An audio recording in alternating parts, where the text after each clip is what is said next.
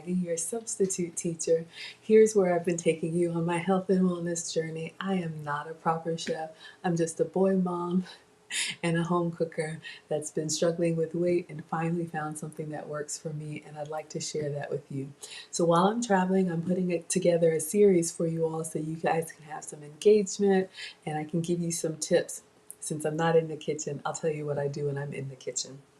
All right, so for day number 3 today, we're going to be talking about dairy. So where are all my cheese lovers at? This one was a hard one for me. For anyone who's new here, I've been working with a metabolic specialist, and that's my list of foods on the fridge over there that I can have. And then I have a list of foods that I have to avoid.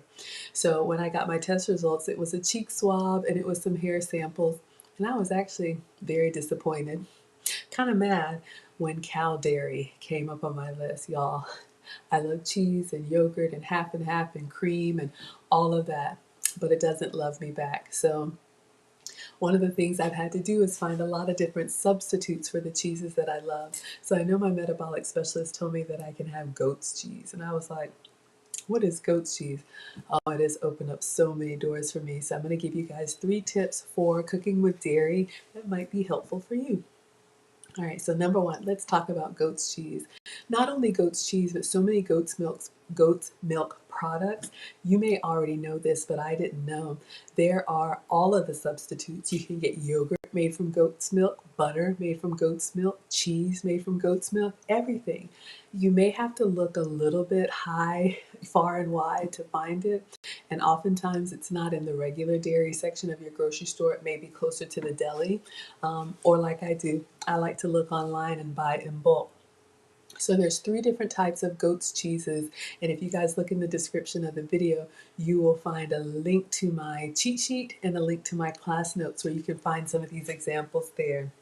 But you can buy goat's cheese crumbles. Crumbles are a great feta substitute. So if you're making a Mediterranean salad or even inside an omelet or topped on top of a pizza for that nice pop of white, you can get those little crumbles of goat's cheese that give you that nice little like sharp, a little bit funky taste. It is an acquired taste, but I love it. So you can get goat's cheese crumbles.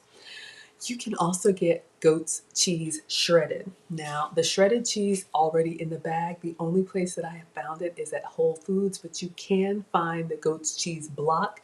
You can get a mozzarella version, you can get a cheddar version, you can even get a pepper jack version.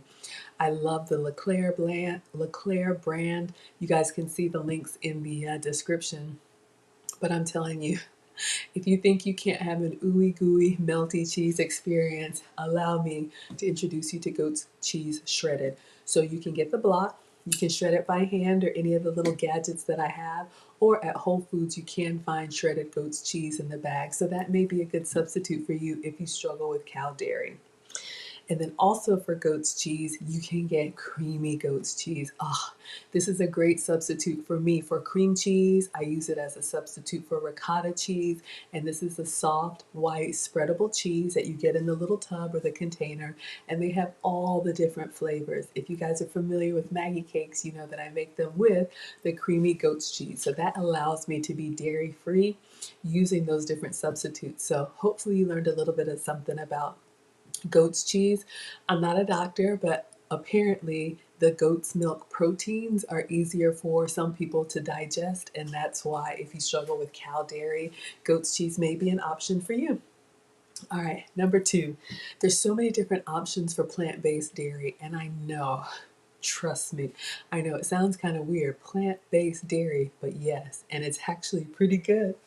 So you can use coconut milk, you can use almond milk in so many different varieties. I have almond milk in the fridge. That's just what I go to now. If I were to eat cereal, that's what I would pour.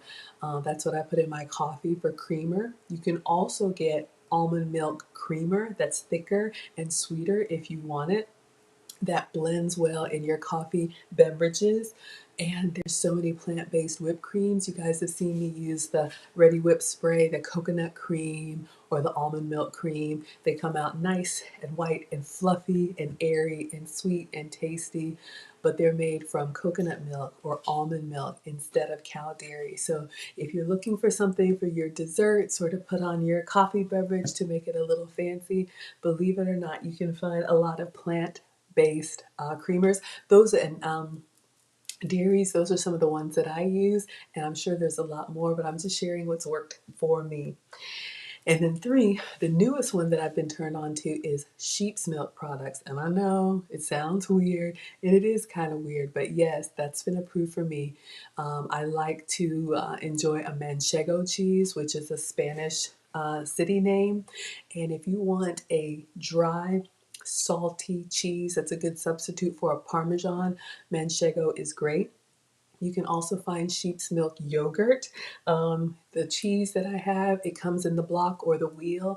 You can shred it for a good melting cheese, or you can shave it, kind of like those little shaved Parmesan that they put on your food at Olive Garden. That's been a great substitute. So if you like Italian flavors, if you like that dry, salty cheese, that's a great one for you. You could also put it on a cheese board if you like to make a charcuterie board. That is a little bit harder to find, but it is an acquired taste that I actually love now and savor. A great little snack, high protein and no cow dairy. So those are three tips that I wanted to share with you all today for how you can enjoy dairy with some of the substitutes. I hope this has been helpful. We will continue our series, and I'll see you guys back here until I'm in the kitchen again. All right, class, thanks.